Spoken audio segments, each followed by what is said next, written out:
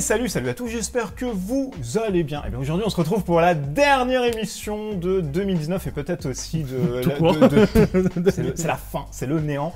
On finit directement dessus. Alors pour la voix des jeux, votre actualité qui traite d'actualité ludique, et ça ne veut rien dire, parce que c'est pas bien grave aussi, c'est la dernière, du coup on s'en fout. On fait n'importe quoi, c'est ça. Et qui est toujours avec le club de Boulogne-Billancourt. Et tu joues toi aussi avec j'ai gagné. Il lui a envoyé Fred, je pense, il lui a dit attention, ne laisse pas le club de Boulogne-Billancourt. Autour de moi encore bien des invités ainsi que des chroniqueurs, mais avant de lister la liste des invités et des chroniqueurs, nous allons parler de nos tipeurs, parce que vous êtes de plus en plus nombreux à grossir comme ça notre compte bancaire. Oui. Donc merci. On part bientôt en voyage, donc merci à vous. C'est pour ça que c'est la dernière. C'est pour ça que c'est la dernière. C'est vrai, on part avec la caisse, on leur a pas dit. Donc merci au Meeple Reporter, Didier C, The Crypt Keeper, Cyrose Hawks, LDC, Loïc, Gaël, Thibaut, David, Jérémy, Psyned, Kyoshiro, Thomas, Monsieur Hanzai, Baptiste, Aude, Mathieu, Castor, Snake TC, Lady Fink, Nicostick, Brisbé, Kyoshiro, Ismaël ainsi que Bren. Donc merci infiniment. Et c'est la fin de l'émission. Et voilà, merci d'avoir donné. Et puis on se sympa. tire avec la caisse. Et c'était vraiment aussi sympa. Non, merci à vous, vous contribuez de toute façon à acheter plein de trucs à côté, et puis à la chaîne aussi surtout. Et en espérant qu'on reviendra en 2020. Si c'est possible, auquel cas, on vous dira au revoir avec cette formidable et dernière vidéo et émission. Autour de moi ce soir, et tu vas te taire aussi, celle qui s'occupe, et la jante féminine autour de la table qui s'occupe des jeux pour enfants et de famille aussi, parce qu'on ne dit pas souvent, et tout le monde t'a dit, mais elle est où Emeline, elle est où Je suis là ce soir. Mais voilà, c'est Wonder Amy qui présente des Wonder Games. Comment ça va? Je vais t'enlever le petit micro comme ça, tu vas être un peu plus détendu. Ça va depuis tout ce temps? Oui. Tu nous as manqué. Vous m'avez manqué aussi. Le temps chanté aussi est pas mal. Des choses à nous présenter ce soir pour cette dernière? Beaucoup de choses ou un petit peu? Un petit peu, mais des nouveautés. D'accord, ok. Pas beaucoup de nouveautés quand même un peu. Pas beaucoup, c'est pour ça. Oh.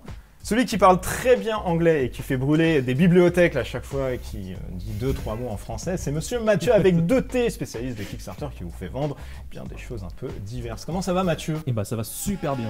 Ça fait plaisir de vous voir. Ouais, je suis très content. Mais c'est un peu nostalgique. Oui, c'est vrai. C'est triste. Ouais, c'est ça, un petit pincement au cœur de voir que ça s'arrête. Il est pas là, Fred. Ouais, c'est con. Putain. À cause des grèves, ça. Oui. Putain de grévistes. C'est direct le bon. Pour ou contre la grève, ça c'est le débat. Mais il avait dit aussi qu'il se faisait soigner par une infirmière et du coup, il pouvait pas aussi venir. Je comprends, il y a des priorités dans la vie. Beaucoup de choses à dire ce soir ou pas du tout? Alors, qu'est-ce qui se passe? non, on va plutôt faire un bilan sur l'année 2019, un bilan totalement personnel de ce que j'ai aimé ou pas cette année sur Kickstarter, parce que là les projets c'est complètement, là il n'y a plus rien quoi. Là c'est période de fin d'année, tout le monde coupe tout. Donc personnel et biaisé du coup. Exactement. Fait de mauvaise foi et de mauvais chiffres. Mais c'est ça qu'il faut, tu as bien raison. Et l'invité de ce soir, si vous connaissez un peu Asmodée, mais c'est pas José qui est venu pour cette dernière, je vais prendre quelqu'un pour rafistoler un tout petit peu. C'est Étienne, si je dis pas de bêtises. J'hésitais entre Loïc et Étienne. C'est Étienne, qui est chez Asmodée et qui va un peu parler de son rôle et surtout des nouveautés qui vont venir pour l'année 2020. Exactement. Et fin 2019 aussi, donc il vous fera un petit état des lieux dessus. Le programme de ce soir, et là je prends une grande inspiration pour vous lister tous les trucs qu'il y a à dire. On parlera d'actu ludique. Alors là je vais faire un petit focus sur les petits trucs que j'ai reçus. Pas ça, ça va être un peu sa chronique là-dessus. Mais vous faire un focus sur les jeux que j'ai pu recevoir. Donc, pour la dernière, je me suis dit que c'était plus simple de faire un truc comme ça et de vous présenter des trucs qui, moi en tout cas, m'ont assez chafouiné dessus. On passera chez les Wonder Games avec Amy qui vous parlera des jeux de société, de l'enfance et aussi de la vie familiale. On passera ensuite finalement au débrief complet de Mathieu maintenant. Les campagnes Kickstarter et tout ce qui a retenu de cette année 2019. L'invité du soir avec Étienne, il nous parlera bien évidemment de tout ce qui est actu Asmodée et qui nous chantera peut-être Étienne aussi. Putain, on l'a jamais fait, oui, c'est bon ça. Et tiens-le bien, on sait jamais. Baiser salé, etc. Voilà, gâche pas tout. Et voilà, tout à fait. Et pourquoi pas? Non. Pour les vues, avec une barre et tout, tu veux pas qu'on te mette une barre en C'est ça, exactement. Directement. On passera ensuite au débat du soir. Le débat, c'est les jeux de société est-il victime du collectionnisme? Si vous avez tendance à avoir cette activité surhumaine de toujours collectionner, peut-être ça a été sujet là-dessus. Et on finira avec les tops et les flops. Bravo, vous êtes formidables. Même pour cette dernière, vous arrivez à... J'ai gagné quand même là, pour le coup. J'étais un peu plus rapide. Toi, tu veux Il y a le ralenti. Je veux le ralenti, la barre, s'il vous plaît. Attention, oui, alors on me dit que tu as perdu. Mais ça marche pas. J'ai l'impression. Est-ce qu'on passe à l'actu ludique? On passe à l'actu. Allez, c'est l'actu ludique.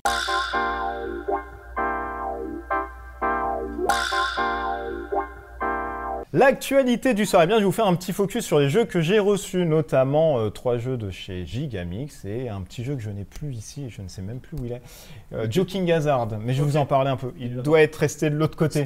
Mais c'est le jeu que tu plébiscites vachement. Absolument pas. Tu vas partir avec. Mais oui, il est très bien. On va commencer avec Marrakech, c'est un jeu de 2 à 4 joueurs pour des parties avoisinant à peu près les 20 minutes. C'est sur du 8 ans et plus, c'est sorti il y a maintenant fort longtemps. Et je voulais vous faire un focus dessus parce que déjà, il est hyper joli. Et la boîte tombe, tu vois, tombe des nues. Il est hyper joli et c'est un jeu avec un beau matériel. Vous avez des petits tapis en fait à placer. Alors le but du jeu, c'est quoi? C'est chacun va jouer à Sam, qui est un vendeur de tapis dans un souk. Vous lancez le dé, c'est le nombre de babouches que vous allez avoir pour avancer. Et c'est vrai, c'est hyper bien.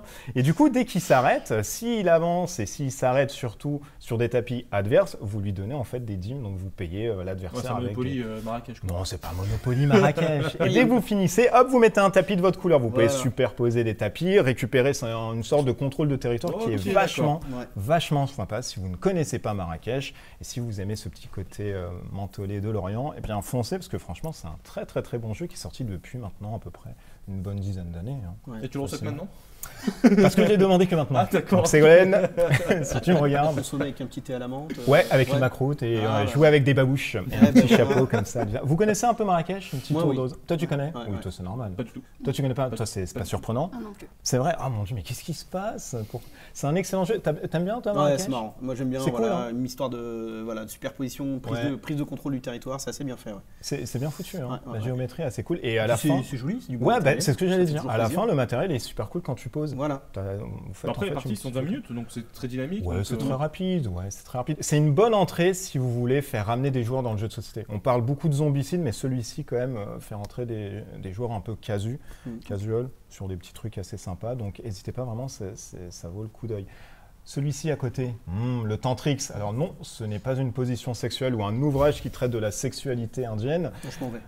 Oh, mais arrête, ça devient intéressant. Ça nous a vendu du rêve. Non, alors c'est Tantrix. Tantrix, c'est quoi? C'est un puzzle game. Donc vous avez une 50aine de tuiles à l'intérieur avec des courbures colorées. Vous avez 4 couleurs. Et le but étant de monter à chaque fois en termes de tuiles. Vous commencez avec 3, vous en rajoutez une 4e, etc. Et à chaque dos de la tuile, vous allez avoir une couleur. Et ça vous donne la couleur en fait à faire avec l'ensemble des tuiles que vous avez. Si, admettons, je suis à la tuile numéro 5, c'est du bleu, avec l'ensemble des 5 tuiles, je dois faire une coordination de la ligne bleue. Mais attention, parce qu'il faut aussi coordonner l'ensemble des lignes à l'intérieur. Du coup, si vous passez sur du rouge et que vous avez tout votre bleu, mais il y a du rouge et du bleu, ça ne marche pas. Et c'est là où c'est un bon puzzle game bien foutu. Alors, c'est de 1 à 6 joueurs. Pour des parties qui avoisinent, on peut être sur du 2 minutes jusqu'à 1 heure parce que plus vous mettez de tuiles, plus ça devient compliqué aussi. Et c'est un jeu qui est sorti maintenant il y a pas mal de temps, mais qui re-rentre aussi parfaitement et qui est aussi un jeu qui permet de ramener des joueurs. Parce que je vois 6 ans et plus, donc oui, tu peux jouer. Il est tu très peux pédagogique. Jouer. On s'en sert en classe. En maths en fait, représentation dans l'espace, représentée sur un plan et tout. C'est cool, ça vous l'utilisez dans l'éducation nationale? Ah bah c'est sympa, moi je savais pas que c'était utilisé dessus. D'accord. Et les retours des enfants là-dessus, est-ce que c'est dur? Ça aide, oui, de toute façon, dès qu'il y a de la manipulation, c'est toujours plus bénéfique pour eux. Ok. Et ça, au niveau de la motricité, est-ce qu'il y a des meilleures notes ou sur un truc quand tu leur donnes? Il n'y a pas de notes. Ça va. Est-ce qu'il y a des coups de fouet en plus par exemple? Ça aide, en tout cas pour des élèves qui ont des difficultés, passer par un jeu comme ça aide. D'accord, ok. Bah, tu vois Mathieu, c'est mets tes enfants à ça. Même moi qui suis pas forcément super bon. Mais oui, Étienne, tu connais cet enfant? Ouais, mais j'ai l'impression que c'est plus tout jeune, non? C'est plus tout jeune, ça a une bonne dizaine d'années aussi, je pense. Moi j'avais connu ça il y a longtemps. J'ai pas rejoué depuis, mais c'est une mécanique de... C'est très sympa, franchement, un bon puzzle game, c'est tout hyper cool. Sympa, Est-ce qu'on a des choses un peu récentes ou Bah oui, absolument, qui est là, regardez, cette grosse boîte ici. Mais oui, en plus elle est à l'envers, oh là là, le secret que j'ai. C'est Carnival of Monsters, donc c'est fait par Richard Garfield, vous connaissez un peu ceux qui font Keyforge, et Magic. Vous distribuez Magic, Netrunner, King of Tokyo. Qui est vachement bon. Ouais, il fait des très bons jeux. Il revient avec un nouveau jeu ici, de 2 jusqu'à 5 joueurs, si je ne dis pas de bêtises. C'est en bas, c'est là. Bah, je l'avais pas vu, tu vois. Quelle célérité implacable tu fais.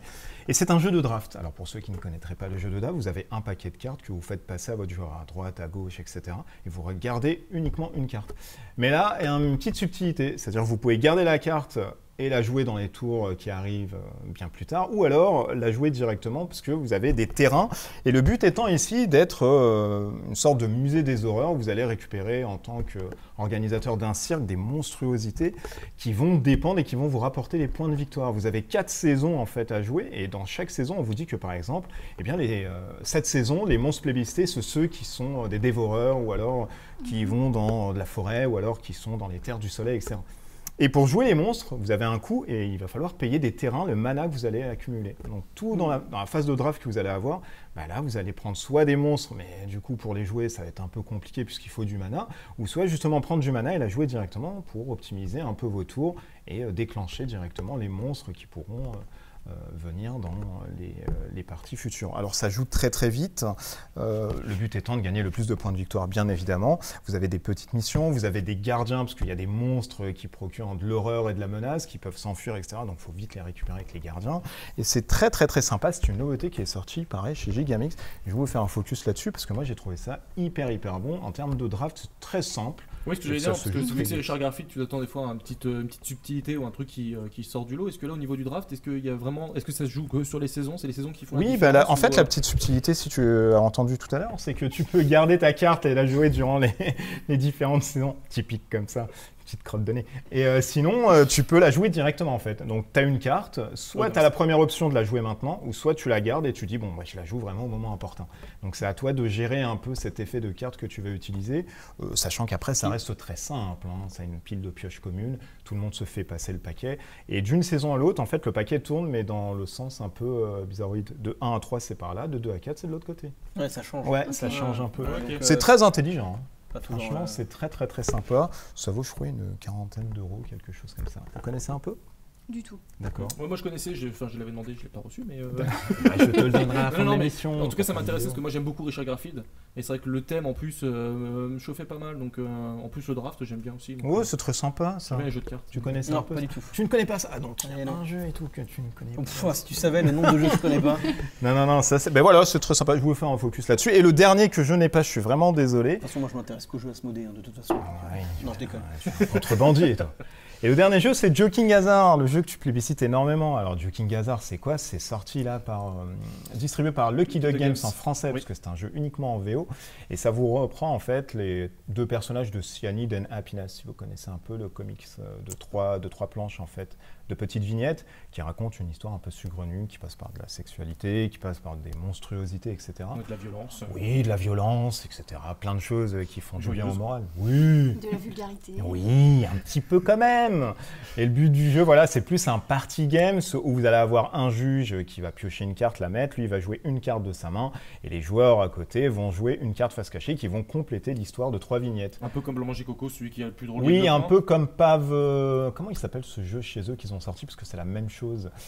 Pavlova, je crois. Oui, c'est la même chose. C'est exactement la même chose que Pavlova, et ça vous permet en fait de faire un petit comics boost de 3 vignettes. Ça vaut pas la traduction sinon C'est pas top.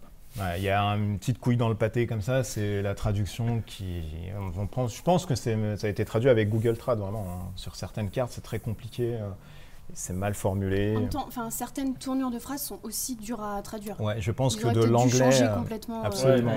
Que de l'anglais au français, c'est compliqué. Genre adapter les blagues. Oui, ça, parce que entre j'ai envie de pisser et j'ai envie de faire pipi, c'est pas la même intonation. En fait, c'est le même sens, on a envie d'uriner, mais bon, après, c'est pas la même chose. Mais c'est trop sympa, c'est un party game qui est hyper cool. Ouais, c'est une alternative à Blanc Manger Coco. C'est une alternative si on joue avec toi, Mathieu, qui ne capte rien à l'anglais, du coup on est obligé de passer par ça. Mais oui, bien sûr, mais vive les jeux français. Continuez à traduire les jeux français. Mais tu as bien raison. Voilà, petit tour d'horizon sur l'actu, parce que voilà, en même temps c'était la dernière et que je voulais vous faire vraiment un focus là-dessus, mais parce que aussi l'actualité ludique en même temps, ça se bouscule pas au portillon ces derniers temps. C'est-à-dire qu'ils ont tout sorti là, fin novembre, début janvier, fin début décembre, je veux dire. Pas grand-chose à dire. Est-ce qu'on passe pas aux Wonder Games du coup? C'est les Wonder Games.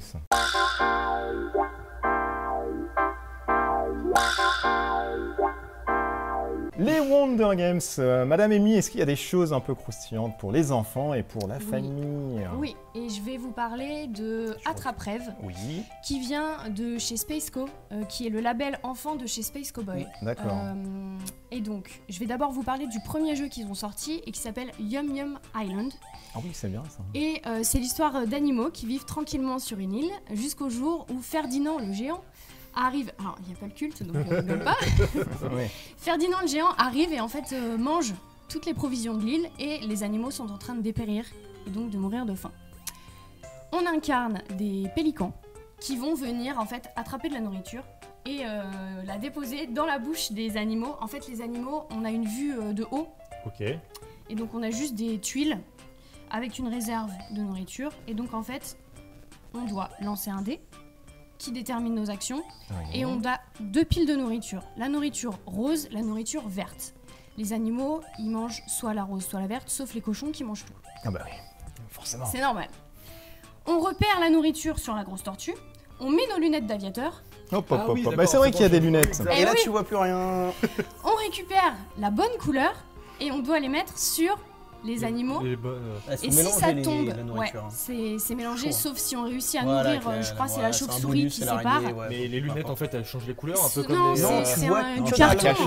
D'accord, ok. Non, je pensais que ça changeait les couleurs. C'est très drôle. Tu viens pas daltonien. Et après en fait ce qui tombe sur la table ou sur le géant qui est au milieu de la table, bah, tout va dans son estomac. Et donc le but c'est de nourrir les animaux avant que le géant ait tout englouti. D'accord, c'est sympa ça. Oui. Ça vaut combien ça? C'est 22,50. C'est sorti au mois de juin. C'est combien? 2-4 2 à 5. Ah oui, donc ça c'est assez sympa, c'est à partir de 6 ans et en plus c'est coopératif parce que à certains moments en fait on va pouvoir guider le joueur en lui disant va un peu plus à gauche, un peu plus à droite et il y a des petits arbres qui délimitent le géant et donc on a le droit de toucher pour voir où est le géant mais si on touche la table bah en fait on perd toutes les provisions. Ok, d'accord. C'est bien fait ça. Donc ça c'est vraiment sympa, c'était leur premier jeu et là ils viennent de sortir Attrape-Rêve. Une histoire avec des cauchemars, des doudous, des petites histoires à raconter. Donc, en gros, on a une carte cauchemar au milieu de la table. Autour, on dispose 8 doudous. La carte cauchemar, elle est rectangulaire et les doudous ne font pas la même taille. Et chacun, à tour de rôle, on va devoir prendre un doudou pour recouvrir le cauchemar. En fonction de la taille du doudou, soit il recouvre le cauchemar et dans ce cas-là, on marque les points de victoire qui sont sur le doudou. Soit il ne recouvre pas, et dans ce cas-là, on marque pas de points. Mais plus le doudou est petit, plus on marque de points. Donc il y a un risque de prendre un doudou qui est un tout petit peu trop petit et de pas du tout marquer de points. C'est ça. Ah oui, c'est de la prise de risque. Exactement. D'accord. Bien, sachant que tu n'as pas le droit de toucher, il faut bien analyser du regard la taille de ton doudou qui lui est rond alors que la carte est carrée comme tu disais. Exactement. C'est pas... Le seul problème pour moi, c'est que quand on gagne des jetons rêves, on les dispose devant nous et en fait au fur et à mesure, on va raconter un rêve. Et ça, c'est à partir de 6 ans, même pas, c'est à partir de 4 ans, pardon. C'est assez difficile pour les enfants. Le côté narratif est dur. Le côté narratif, s'imaginer, alors ok, là j'ai une sorcière, là j'ai un géant, il faut que je raconte une histoire en reliant les deux. Pour moi, c'est le seul point faible. Guider avec l'enfant, ça fait travailler l'adulte avec l'enfant. Oui, ça c'est super bien au niveau de la verbalisation. Exactement. Et puis on est dans l'ancrage de la vie quotidienne avec le doudou. Il peut partir dans un truc what the fuck, il est pas obligé d'être cohérent dans son... Mais ça, c'est ça dépend de son univers de référence aussi. Il faut qu'il connaisse un petit peu les personnages de la littérature, des contes, ce genre de choses. Oui, donc finalement 4 ans c'est compliqué alors. En tout cas pour la partie... Tu peux faire la partie entre guillemets d'estimation de taille. Voilà. Après pour la partie narrative. Sachant que la partie narrative, elle y est pas. Il y a une version coopérative dès 3 ans. Et donc là, en fait, tout le monde pointe un seul doudou et on se dit est-ce que c'est celui-ci ou pas, et il faut réussir 8 manches. Et donc ça, c'est vraiment sympa d'avoir adapté dès 3 ans. D'accord. Y a-t-il autre chose? Bah alors j'ai pas fini. Non mais je vous dis toujours le prix. Absolument. C'est 18,90. Bon, ça va. Oui. C'est super accessible. C'est de 2 à 4 joueurs et c'est 15 minutes, comme Yum Yum Island. De toute façon, il faut pas aller au-delà. Avec des pitchouns, surtout à 3-4 ans, tu fais plus de 10 minutes de jeu, ça devient... On l'a vu, nous, avec le Roi Sommeil, quand on l'a testé, 15 minutes, on a fait 3 parties, on l'a vu avec Mathieu au bout de 5-6 minutes. Non, mais on a testé le Roi Sommeil avec son fils de 4 ans, et 15 minutes, c'est vraiment la bonne durée pour une partie. Sinon, la tension s'émancipe. Je pense que justement, le fait qu'il y ait un peu 2 jeux en un, puisque tu as le côté histoire à la fin, ça peut relancer la tension, et puis on part sur autre chose, c'est sympa, ça fait une belle fin. Oui, c'est vrai. C'est sympa. Je trouve ça joli, moi, j'aime bien. Oui, c'est sympa. Y a-t-il autre chose? Oui, je voudrais parler d'un jeu. Mais absolument, c'est pour relancer le débat. Scooby-Doo, qui est sorti chez Toby Games. Et je voudrais juste en fait alerter. Oh mon dieu! Ouais. Non mais ça fait très peur alors. Oula. Non, en fait, il faut avant d'acheter des jeux, il faut vraiment se renseigner et qu'ils soient adaptés aux enfants. Parce que là, en fait, c'est un jeu normalement qui est pour des enfants de 4 ans. D'accord. Il faut savoir que il y a énormément de cartes. Il y a 6 types de cartes dans le jeu. Il y a du texte sur les cartes personnages. En plus, Scooby-Doo, c'est une licence que les gamins maintenant ils connaissent plus. Bah oui, bien sûr. Ouais, c'est plus trop et surtout à 4 ans, quoi. C'est ça. Du coup, même s'il y a un peu de manipulation. Je crois qu'il y a un dessin animé d'animation où tu vois la jeunesse de Scooby-Doo avec tu les vois petits en fait. Oui, c'est je crois qu'il y a un dessin animé. On voit la rencontre entre Scooby-Doo et j'ai vu une bande-annonce moi. Et où ils sont en version genre peut-être qu'ils l'ont sorti pour ça, mais en tout cas, là c'est pas adapté. Il y a trop de règles, trop de texte. Enfin à 4 ans. Ouais, mais à 4 ans de toute façon, t'as toujours un adulte qui t'accompagne quand tu oui, mais même le texte. Enfin à la base les jeux, pour enfants, moi je les vois comme ça ou comme Attrape-Rêve. Oui.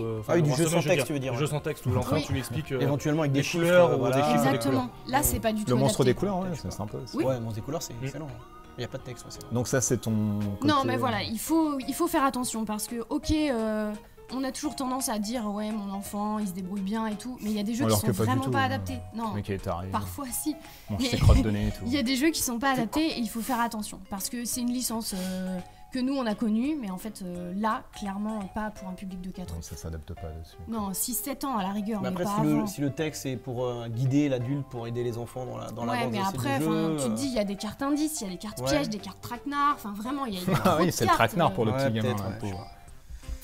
C'était tout? Non. Oh là là. Non, je vais finir avec un jeu famille. Ah, alors. Avec Draftosaurus. Ah oui, c'est bien ça, paraîtrait-il.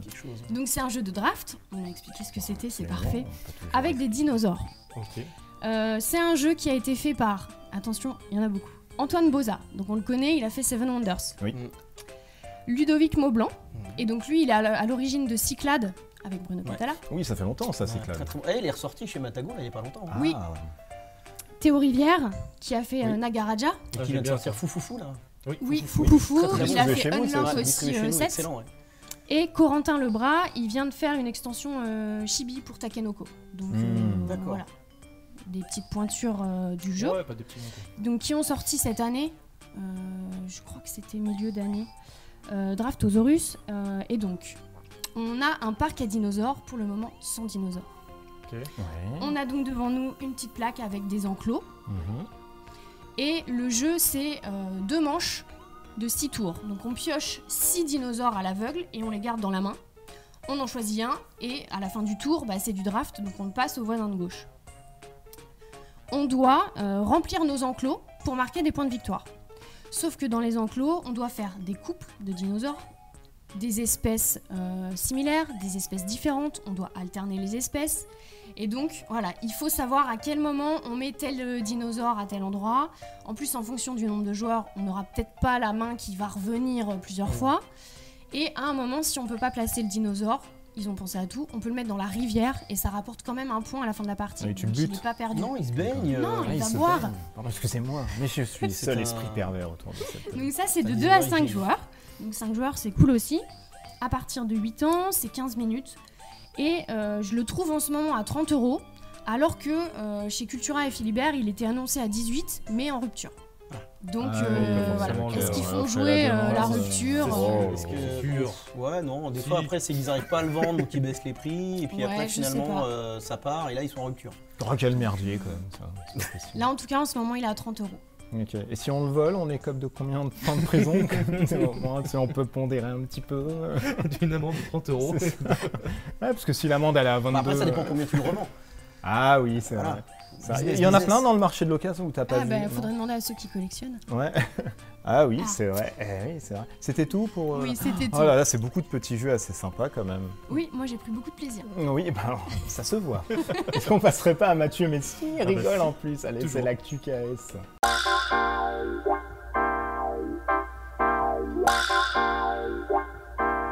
L'actualité Kickstarter avec Mathieu qui ricane. Mathieu, finalement, qu'est-ce qui s'est passé dans cette année 2019? Parce qu'il n'y a pas de nouveaux trucs qui arrivent. Bah alors non, les projets là, 2020, là ils ont tout bombardé fin novembre jusqu'à mi-décembre. Et puis après là, ça se calme un petit peu là pour les fêtes de fin d'année. Et je me suis dit, tiens, pourquoi pas faire un petit peu un bilan de cette année 2019 qui a été pour moi personnellement très...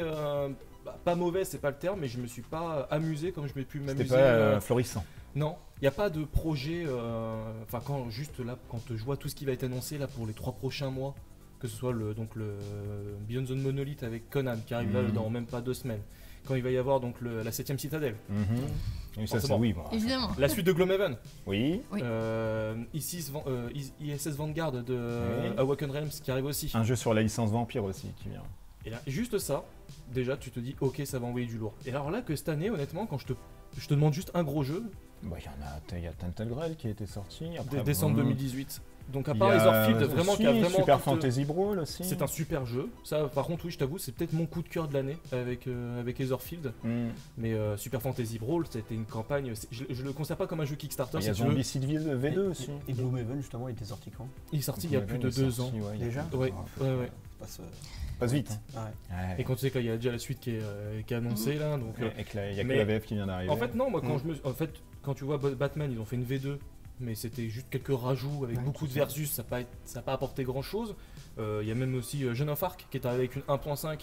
Donc là pareil, ils ont rajouté une extension, ils ont peaufiné leur jeu et compagnie. C'est pas vraiment un nouveau... C'est pas un nouveau jeu, c'est bien de le faire ces campagnes-là. Moi je le dis toujours, faut toujours faire des reprints parce qu'il y a des gens qui ont peut-être loupé le jeu et pour éviter de se retrouver avec des marchés noirs à 500 € le jeu. Le marché, et ils te montrent et tout. Non, mais t'en parlais tout à l'heure, mais ça, automatiquement, dès qu'un jeu que tu le retrouves plus sur Kickstarter, les prix augmentent. Un jeu pour le 7ème continent avant qu'ils annoncent la sortie. Non, mais c'est vrai. C'est bon, tu l'as placé. Oui, je l'ai placé. Je récupère mon chèque à chaque fois que je sors. Oh le mec. Mais non, mais c'est vrai que j'aimerais bien avoir l'avis des gens aussi dans les commentaires, savoir ce qu'eux ils ont pensé. Quel est votre Kickstarter le plus grand finalement de 2019 là qui s'est sorti? Parce que moi je te dirais Etherfield parce que c'est vraiment c'était un nouveau jeu, un nouveau projet et compagnie. Il y a eu It's a Wonderful World aussi, de la boîte de jeu aussi que on a reçu et j'en parlais dans mon top parce que c'est vraiment un très bon jeu qui a reçu le Trick Track d'or là cette semaine. Ah ouais, bien sûr. Donc non, je dis pas qu'il y a eu de mauvais jeux, il y a eu plein de petits jeux. Par contre, ça, il y a eu énormément de plein de petits jeux sympas. Il y a eu même Empire, je crois. Civilisation, excuse-moi. Que j'ai toujours pas reçu. T'as toujours pas reçu. Il devrait arriver là. Toujours ce zonglage avec le nom des. J'étais presque, tu vois. C'est ça. En 2 mots. Pyramide. Mais non, mais c'est vrai que honnêtement, voilà, moi j'attends beaucoup 2020 parce que c'est vrai que cette année, je me suis un petit peu ennuyé sur Kickstarter. Et pourtant j'ai suivi pas mal de campagnes, mais c'est vrai que même le Zombicide V2, c'est juste un Zombicide, c'est pas un nouveau truc. Même là ils ont fait donc le Original Sin, même ça t'a pas émoustillé? Original Sin? Oui, ce que t'avais présenté dernièrement. Oui, exact. Il a carrément. Non mais si, non mais j'étais sur autre chose, c'est pour ça. Non, mais on a vu qu'il y avait un croisement dans les yeux. C'est vrai que ça monte. Les neurones. C'est ça. Si, mais c'est pas non plus, c'est pas ouf quoi, c'est des bons jeux. Mais comparé à 2018, c'était plus ouf. Ouais, 2018, enfin en tout cas c'est mon ressenti, mais juste avec Cool Mini or Not, tu vois, juste avec leur Cthulhu Death May Die, tu vois, même si c'est un univers de Cthulhu, que c'est connu et autres, ils ont quand même sorti un jeu qu'on a reçu là, qui est propre, qui est classe et tout, et il y a une mécanique qui est différente. C'est pas juste un zombicide qu'ils ont transformé en Cthulhu. Mais cette année, Cool Mini or Not, qu'est-ce qu'ils ont fait? Ouais, à part zombicide, il y a pas... Leur Zombicide V2 et même leur V2, elle a pas apporté non plus, je trouve. Enfin, je sais pas, j'ai pas. Même tu vois, leur Zombicide là qu'ils ont fait, là, l'espèce de spin-off du film d'horreur là, Living. Night of the Living Dead, c'est de Romero. Donc ça, c'était juste une grosse préco. Alors par contre, gros coup, là j'ai trouvé ça assez intéressant qu'ils ont proposé la version française dedans. Donc c'est-à-dire qu'il y avait des exclusivités Kickstarter, en fait c'était une grosse préco et dedans t'avais la version française. Est-ce que ça pourrait annoncer enfin en 2020 les versions françaises chez Cool Mini or Not? Ce serait une bonne chose. Mais ouais non, mis à part ça, Cool Mini or Not qui était pourtant le gros leader il y a encore 2 ans, cette année il n'y a pas un projet moi qui m'a Ok, donc on retient quoi finalement de 2019 Et bah moi je retiens... De la merde? Non, pas ça, mais creux un peu quoi. Ouais, un peu creux. Ouais, honnêtement, pas de gros jeux révolutionnaires, à part, comme tu dis, Etherfield, mais ça reste les seuls quoi. Tu dirais pas, on a été trop habitués, trop chouchoutés avant, trop de sorties peut-être, et là ça redevient peut-être un peu normal. Ça devient creux, ça te... Et que là tu dis, ah non... Mais est-ce que là aujourd'hui, c'est la question que je me pose, est-ce que là aujourd'hui on n'est pas à la limite du système de Kickstarter, de sortir des jeux, quand je vois le nombre de jeux qui sortent par semaine? À la limite de quoi? Au niveau de la création? Au niveau de la création. Enfin, c'est pas que la regarde création. 2020, déjà, il y a plein de nouveaux projets. Oui, mais c'est même pas que. Je contredis, c'est pour ça. Non, mais c'est pas non, je parlais pas de création. Elle est bizarre. Et puis il aborde le sujet de déjà de fin en plus. On est dans le thème là. Je parlais pas de création, je parlais surtout auprès des joueurs. Tu vois, par exemple, là, on annonce la suite. On annonce la suite de Gloomhaven. Pour ceux qui l'ont pris en version française, il est arrivé que là. Oui, mais c'est en anglais, si tu veux, t'acheter plein. C'est normal, ça fait 2 ans. Ça, c'est un exemple. Mais c'est-à-dire qu'acheter plein de jeux. Et de pas y jouer en fait au final, parce que c'est ce qui se passe. Quand je vois 7ème Citadel pourtant qui arrive là dans 3-4 mois, enfin qui arrive en campagne, donc c'est pas avant 1 an et demi que ça arrivera peut-être en version boutique, enfin en version reçue, mais j'ai toujours pas fini moi mon 7ème continent. Ça fait bientôt un an et demi que je l'ai. Et est-ce que j'aurais envie, bon 7ème Citadel oui, mais est-ce que j'aurais envie d'acheter plein d'autres jeux cette année? Parce que cette année je me suis restreint parce que je me suis dit bah non, ce jeu-là, j'ai de la honte. Ouais, c'est ça. Est-ce que je préfère moi avoir moins de jeux et de pouvoir y jouer plutôt que de recevoir des super jeux, mais en fait, au final, rester dans une boîte, quoi. Rester dans sa boîte. Toi, tu veux dire que tu mettrais en avant plus la qualité que la quantité, quoi. Ouais. Et des petits jeux, non, sont pas ressortis de 2019, justement. Parce qu'auparavant, il y avait un Second of World, par exemple, je dis pas que c'est un petit jeu, mais tu sais, c'est un jeu de draft. Ça a fait le buzz, quoi. Et ça a super bien fonctionné. Et quand tu vois qu'aujourd'hui, le jeu est très bon. C'est le petit jeu qui me vient en tête, mais il y a plein de petits jeux qui ont bien fonctionné aujourd'hui. Les petits jeux font des gros scores assez rapidement. Mais en termes de gros jeux, il n'y a pas eu un gros mastodonte comme il y a pu y avoir avant. Ouais, bon, quand même, The Great Wall dernièrement qui a fait un bon score aussi. The Great Wall, on pourra en parler, mais c'est pas la folie. Hein. Enfin, moi je trouve que là, clairement, ils sont arrivés avec un jeu, bon, c'est Kickstarter, mais qui est pas fini quoi. Puis la pose d'ouvrier, c'est pas mon kiff. Mais j'ai pas l'impression qu'il soit révolutionnaire. Tu vois, encore une fois, qu'on se fasse un jeu avec un univers, j'adore l'univers et tout, japonais comme ça, il n'y a pas de problème. Je crois même que c'est chinois. Voilà, c'est ça. Mais c'est pas grave, laissez-le. Là, il est sur l'autoroute de l'amour et kiffe. Laissez-le carrément. Mais si tu veux, j'ai trouvé que ça n'apportait rien de révolutionnaire. J'ai déjà un pose d'ouvrier chez moi. Qu'est-ce qui me ferait racheter un autre pose d'ouvrier? Le thème. Parce que c'est pas ton genre de jeu. D'accord, ça aurait été mon genre de jeu, je l'aurais pas pris non plus. D'accord, ok. Tu vois, les zombicides, là, j'ai pas pris la V2, pourtant j'adore zombicides, mais j'ai pas pris la V2. Alors pourquoi tu vas prendre la 7ème Citadelle? Ah, parce que on peut pas comparer zombicides et 7ème Citadelle. Ah non, mais tu dis que t'as pas fini le 7ème continent. Mais parce que je vais le prendre parce que j'adore ce jeu. Bah. D'accord, ok. Tu vois, si quelqu'un adore la pose d'ouvrier, il va prendre aussi The Great Wall. Non, tu peux. Enfin, je suis désolé, c'est pas la même chose. Là, on parle d'un jeu narratif, que ce soit Gloomhaven et autres, c'est pareil, c'est des jeux narratifs, ils te racontent une histoire. Donc tu pourrais. Ah, je sais pas. J'ai pas d'argument. Oui, tu lui as mis une petite problématique là. Il est. Ok, donc c'est bon. Voilà, on retiendra des petits trucs qui sont. Moi, vraiment, mon coup de cœur, c'était Super Fantasy Brawl, parce que j'ai trouvé que le jeu, même l'avoir testé à Paris Ludique, que ce soit en termes de figurines, en termes de jeu. Et je pense que cette année 2020, en sortie boutique, je pense qu'il peut vraiment faire quelque chose de propre s'il le gère bien. Au niveau des tournois et tout, ouais, clairement. Ça peut être un bon truc, un bon. Et c'était une campagne qui a presque touché 1 million sur même pas une semaine, alors que c'était pas une vraie campagne Kickstarter en tant que telle. Non, pour moi, ça a vraiment été mon coup de cœur avec Etherfield. D'accord, ouais, c'est deux qui t'ont marqué. Ouais, c'est vraiment les deux qui m'ont marqué. Directement. Voilà. Si on fait un tour de table, non, toi tu kickstartes pas tellement. Bah moi j'ai kickstarté Civilisation. D'accord. Et Super Fantasy Brawl. Ok, c'est tout. Bah après moi je kickstarte d'autres choses mais qui n'ont rien à voir avec les jeux. Oui, non mais on veut pas rentrer dans l'intimité aussi. T'as kickstarté des trucs, Etienne? Pas du tout. Pas beaucoup, ouais. Je kickstarte pas beaucoup non plus. Ouais. Mais de base ou juste cette année Non, de base, moi j'aime bien aller en boutique, tester voir directement le produit, toucher un peu. Ouais, le vendeur il peut nous dire son ressenti, s'il a fait des parties et tout. Complètement, j'ai beaucoup de mal, j'ai beaucoup de mal non, mais le Kickstarter j'aime bien l'idée, mais bon, c'est pas pour moi. Ok. Et toi? Non, moi je me restreins drastiquement. Bah j'en ai pas, j'ai rien fait depuis 2 ans. Mais il n'y a pas un jeu qui tu testes cette année où tu te dis oh ouais celui-là il va envoyer du lourd. Non, t'en as pas un qui. Non, parce que je pense que j'ai dû tout voir moi dans. Ça serait Excusez-moi, monsieur. Ah oui. T'as tout vu en termes de jeux de société. Il n'y a plus rien pour t'émoustiller aujourd'hui. Je pense que c'est ça, ouais. C'est vrai. Je vais essayer avec mes. Non, il n'y a plus rien qui m'émoustille. Ou alors des jeux qui sont sortis depuis longtemps et qui ressortent d'un coup. Je me dis ouais, c'est hyper bien. Mais j'ai l'impression que tout se cale sur les mêmes trucs. C'est-à-dire que cette année, c'était beaucoup de narratif. Il y a 2 ans déjà, moi je te parle. Non mais je vois plein de choses. Mais aujourd'hui, pareil, c'est mode, les narratifs. Zombicide avec un autre truc, c'est la même chose. Sur des cartes, des mecs à buter, ok, mais... Et il faut jouer sur le fluff, moi, pour me titiller un peu. Il te faut ton jeu Netrunner. Il me faut, ouais.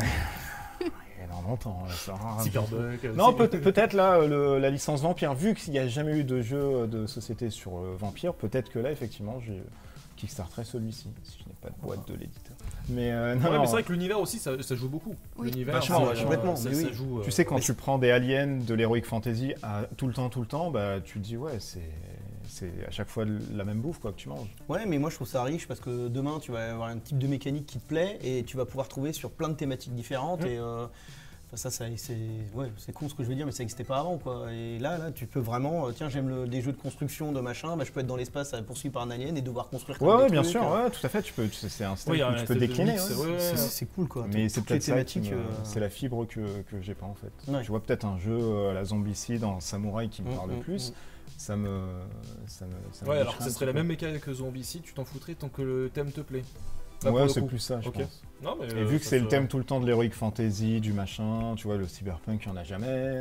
Ça, c'est dommage. C'est toujours du zombie. Tu vois, il n'y a pas de jeu, par exemple, avec des Gundam ou des mechas japonais, à part des trucs qui sont sortis il n'y a pas si longtemps, il y a 1 an, 2 ans. Ça sort. Bah, t'avais Attack on Titan qui était sorti, où justement on se battait contre des. Voilà, ça a été un KS, ça? Non. Je sais plus. Non, ça n'a pas été un KS. C'est Don't Panic Games qui distribue aussi. Donc après, Kickstarter, si tu veux, l'avantage que j'aimais moi avant, et je reprends l'exemple du 7ème continent ou même de Gloomhaven, c'est des mecs qui arrivent, ils sont tout seuls, ils sont dans leur garage, ils arrivent avec une idée. Non, mais ça, c'est un peu l'expression, mais il y en a plus. Et aujourd'hui, c'est des projets qui sont déjà finis, qui sont par des grands éditeurs. Pas des grands éditeurs. Et en termes de créativité, on n'est plus. On n'est pas à la demande de la trésorerie. Tu dirais la mécanique un peu dénaturée, quoi, en fait. Ouais. Je trouve. Enfin, après, c'est un avis personnel, ça se trouve dans les commentaires, les gens sont pas du tout d'accord. Fais un sondage et là. Absolument, mettez un listing. C'était tout, Mathieu, pour cette dernière, finalement. Oh là là, mon Dieu, ça peut finalement un bilan assez négatif. Négatif. Déçu un peu, peut-être. Déçu. Mais après, j'ai reçu pas mal de jeux que j'avais kickstarté avant cette année et que j'ai apprécié jouer. Bah voilà, donc, je parle juste des projets qui sont sortis cette année. Non, bien sûr. Mais tout ce que j'ai reçu, j'ai presque tout joué. Il n'y a que Toulouse pour l'instant que j'ai pas encore eu le temps de faire la partie. Ok. Sinon, bon bah Mathieu, merci sur cette note acidulée. Voilà. Et bonjour chez vous comme à l'accoutumée. Bon, on passe, c'est Étienne alors qui va nous parler des nouveautés chez Asmodée. C'est l'invité du soir.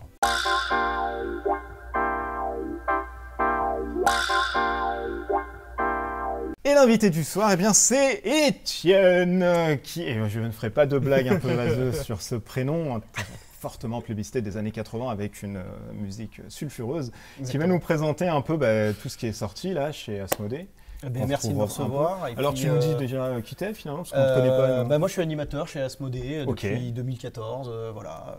On peut me retrouver sur les festivals, les salons, les vidéos YouTube d'Asmodée. On en a fait plein de tutos. Ouais, la chaîne. Venez voir nos tutos formidables où on explique les règles. Oui, mais court-circuite pas les gens qui n'ont regardent pas. Non, mais restez ici. Tout de suite. Oui, allez pas tout de suite voir les règles, surtout qu'on n'a pas encore fait les vidéos là-dessus. Donc toujours sur Asmodée depuis à peu près 5-6 ans maintenant. Ouais, c'est ça.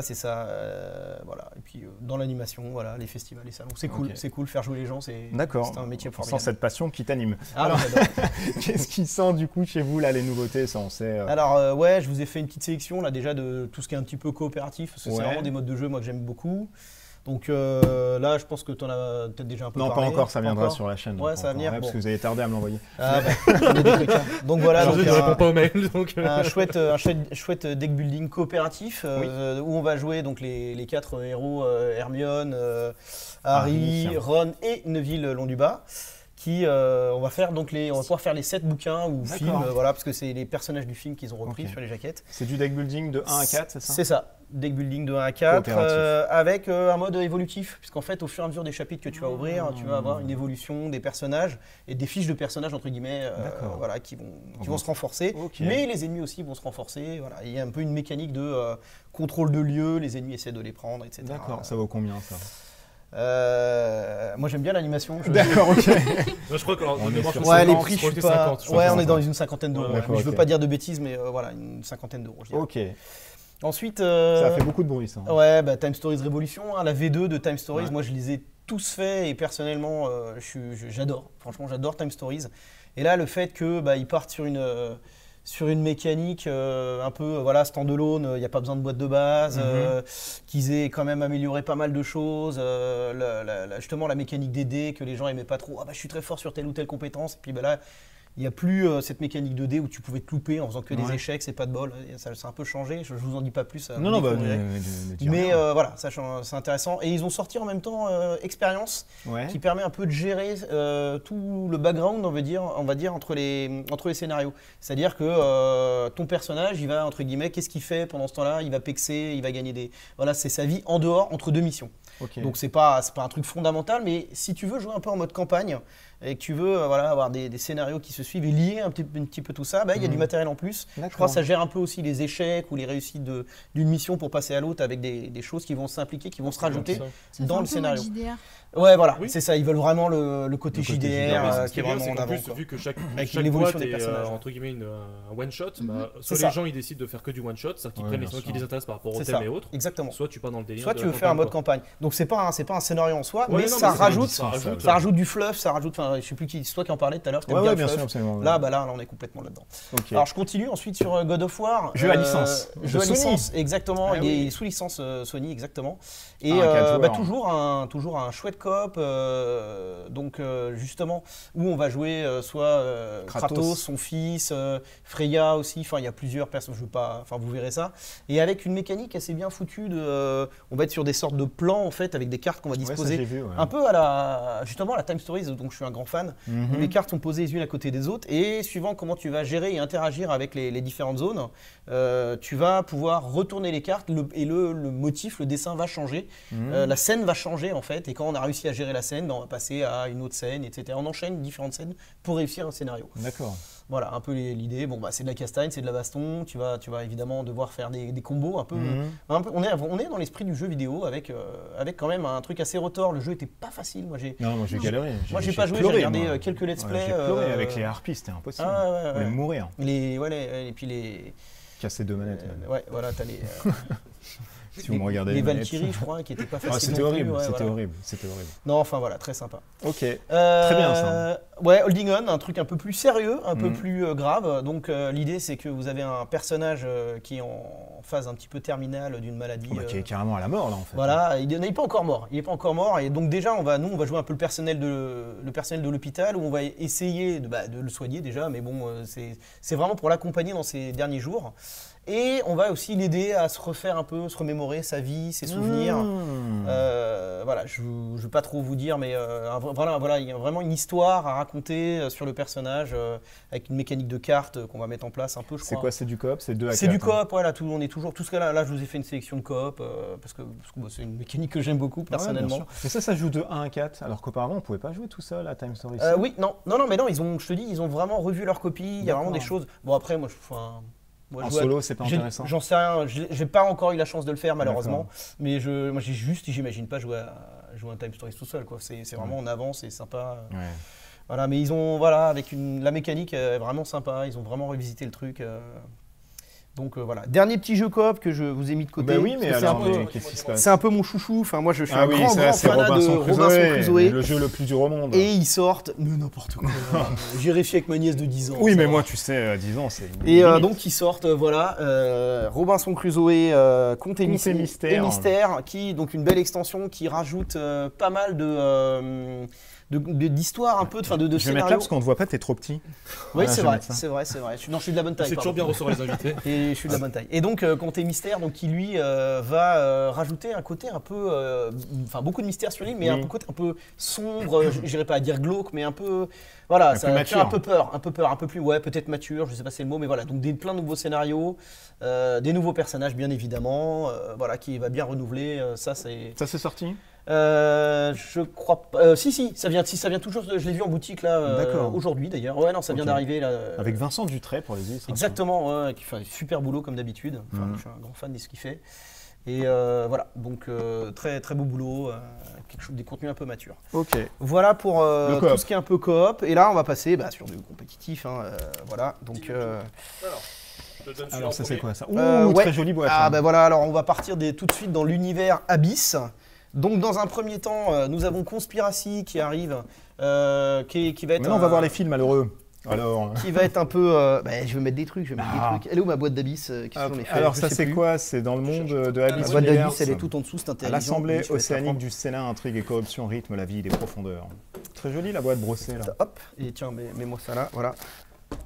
Donc, alors j'ai ramené aussi la boîte d'Abyss pour une autre raison, mais je vais vous en parler. Oui. Donc déjà, alors Conspiracy, comme je disais, tiens, je vais le mettre devant. Ça c'est les sleeves, voilà, hein, il est formidable. Abyss, et les sleeves, ça on verra après, ça aussi, mais je vais le mettre là aussi. Est-ce qu'il y a la place dans la boîte pour ranger les cartes? Je sais pas si on voit bien avec la caméra. Si, on voit bien. Donc Conspiracy, ça va être une petite boîte, un petit format partie qui dure une trentaine de minutes pour de 2 à 4 joueurs. Ça c'est mon petit coup de cœur de l'année là, moi. Là il est sous le sapin, Conspiracy, j'aime beaucoup. C'est du Abyss entre guillemets light. On va retrouver toutes les sensations. Tu es toujours tu veux la place de l'empereur des océans qui est décédé. Tu vas corrompre donc les grands électeurs, leur offrir des lieux avec des putées de la côte. Non pardon, c'est pas ça. Oh là là, attention. Oula, je m'enflamme. Non, donc des villas magnifiques, voilà, que tu vas leur mettre avec, qui va rapporter des points de victoire pareil. Toujours la mécanique des perles qui rapporte des points de victoire. Une petite mécanique de chaînage quand on va installer parce que chaque joueur va installer une sorte de plateau en forme de pyramide. D'accord. Voilà, enfin tout simple, pas mal de rejouabilité, des techniques de rush aussi pour essayer de prendre tes adversaires par surprise. Voilà, enfin moi j'aime beaucoup. Et puis cette mécanique de je choisis de prendre plus de cartes pour à chaque tour tu pioches des cartes et tu peux choisir d'en garder plus en main, mais si tu en prends plus, tu donnes plus d'options de jeu après à tes adversaires qui vont pouvoir aller fouiller dans la défausse et se mettre bien, etc. On va passer tout de suite à Abyss, la grosse boîte donc, que vous connaissez bien. Pourquoi je voulais ramener? C'est parce qu'en fait, ils ont fait une version un peu anniversaire avec un nouveau facing. D'accord. Voilà, donc c'est toujours le même jeu, on n'a pas changé, mais voilà, ce sera le facing pour toute l'année 2020 qui sera un peu année anniversaire. C'est le même jeu. Donc voilà. non, mais à l'intérieur, c'est la même chose. C'est la même chose, mais c'est ce facing-là qu'on trouvera pour toute l'année. On ne va plus trouver. Voilà, ils ont fait un nouveau design pour l'anniversaire, c'est toujours ça. Et ils ont sorti aussi donc, des petits protège-cartes sympathiques. Et surtout, ils ont sorti. Je sais plus où je l'ai vu au moins Abyss. Voilà.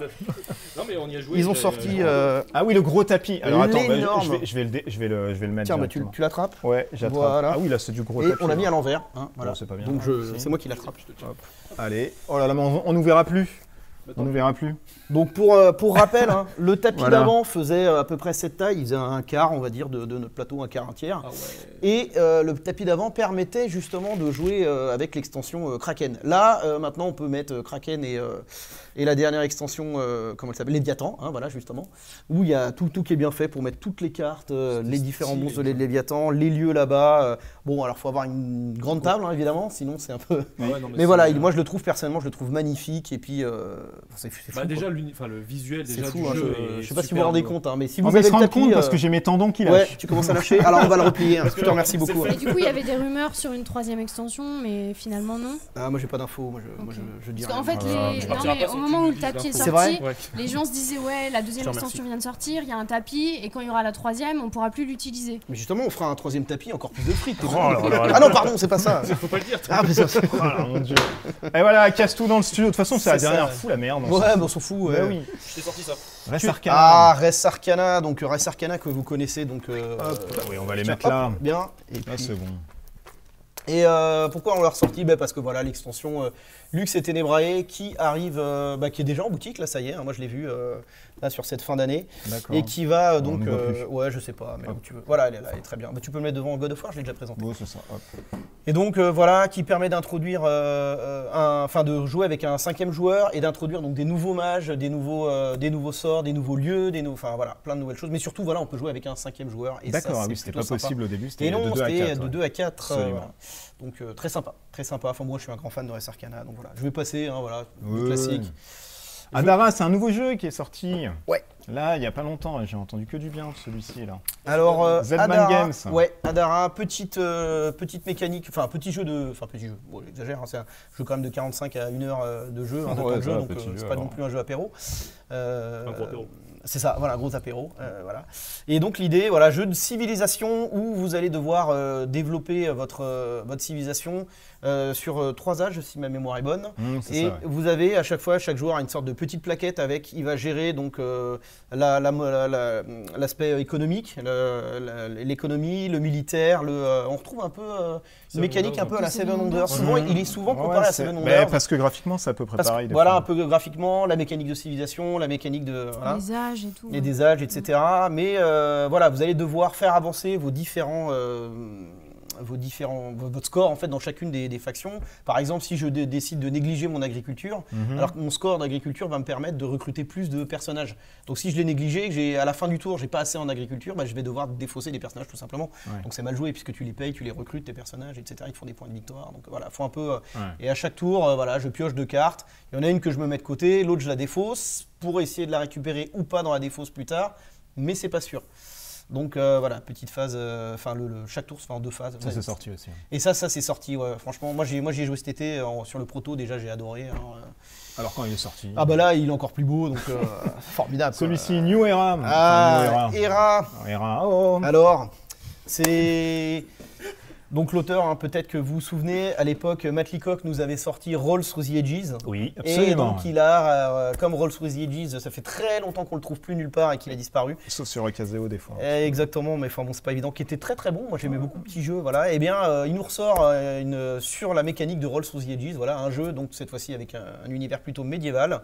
Au lieu d'avoir une petite fiche où on coche des trucs comme ça, c'était bien, mais c'était un peu... Voilà, là tu vas voir ta ville qui se crée, qui monte devant toi. Le visuel derrière est classe. Toujours une mécanique avec des dés. Oui, je peux vous montrer le visuel, on va pas le garder que pour nous. Regarde, tu vas foutre le bordel partout après. Voilà, je sais pas si vous voyez bien. Je vais mettre des incrustes écrans. Ouais, ça va, c'est la magie. Bon, ok, la magie d'accord. du tournage, voilà. du montage, je veux dire. Et donc, voilà, donc toujours une mécanique, une phase de lancer de dés, où on va pouvoir faire des relances pour c'est très joli, essayer d'obtenir les ressources qu'on veut. Donc les ressources qu'on va surtout obtenir avec les dés de paysans, mais aussi avec les dés on a des personnages commerciaux qui sont en bleu. Et ça, ces dés, on les obtient grâce à différents bâtiments qu'on va construire. Les bâtiments bleus, donc comme je disais, pour le commerce, les bâtiments jaunes, les fermes pour l'agriculture, les forts qui nous permettent de lancer des sortes de forts, là, comme ça, qui nous permettent de lancer donc, des dés gris, des dés militaires pour aller agresser ses petits camarades. Et puis surtout, comme dans, je ne sais pas si tu te souviens, dans Rolls Through the Edges, tu avais cette mécanique des catastrophes où tu lances tes dés, si tu as des petits crânes sur tes dés et que tu en as suffisamment, c'est la merde pour toi, ou si tu en as suffisamment chez tes adversaires. Ça, c'était vraiment bien foutu, où tu vas justement pouvoir... Tiens, allez, prends-toi une petite épidémie et débrouille-toi avec. Voilà, et ça, c'est sorti, pas encore. Et ça, c'est sorti aussi, ouais, déjà, voilà, ils ont... Enfin, moi, j'ai trouvé ça sympa. Puis voilà, il me manquait un peu, je t'avoue, ce Rolls Through the Edges, je l'ai plus. J'avais pas pu me le procurer à l'époque, et donc voilà, pourquoi pas. Et y a-t-il un dernier truc à nous... Et oui, je crois qu'on a encore Living Planet, c'est le dernier jeu que je vous présenterai. Yes, ça a l'air beau. Alors, je sais pas s'il est arrivé celui-là, j'ai un doute, ou alors il va je crois que c'est très prochainement arriver. Début 2020. Le nouveau Christophe Bollinger, donc, qui est un 4X, donc voilà, comme d'habitude, expand, exploite, explore, je les ai dit dans l'ordre, un peu dans le mélange. Et le Exterminate qui lui par contre on va pas le jouer, c'est la planète sur laquelle on s'est posé, on vient donc pour récupérer des ressources, pour s'étendre, etc. Et la planète va un peu nous en foutre plein la figure puisqu'elle va réagir, elle se sent un peu agressée, donc le côté Exterminate, elle est hostile, le côté extermination c'est plutôt la planète qui va nous en mettre plein les dents. À vous d'essayer de vous adapter votre stratégie pour vous défendre des réactions de la planète. C'est pas mal ça. C'est quoi, c'est 30 minutes par joueur à peu près ouais, je crois, avec une mécanique avec des dés qui t'offrent des options sur les différentes zones. Enfin voilà, je vous laisserai découvrir un petit peu tout ça. Oui, ça sera sur la chaîne. Tout ça, voilà. Et bien voilà pour ma présentation. Il y avait quand même du... Voilà, il y a quand même pas mal de boîtes. J'ai essayé de faire... ça va. Il y a des nouveaux trucs qui vont arriver en 2020 où tu peux communiquer ou pas du tout. Ouais, non, je pas trop. Je peux pas trop... Non, mais je veux pas trop communiquer, spoil au cas où. Oui, mais c'est la dernière, de toute façon, personne n'ira voir après plus tard. Si on ne revient pas. D'accord. Et bien on va peut-être passer... De toute façon, ça fait 5 minutes que j'ai endormi tout le monde. C'est vrai. Bah oui, non mais non, on tapait sous la table pour ça. On passe au débat du coup de ce soir. Allez, c'est parti. Allez, c'est le débat.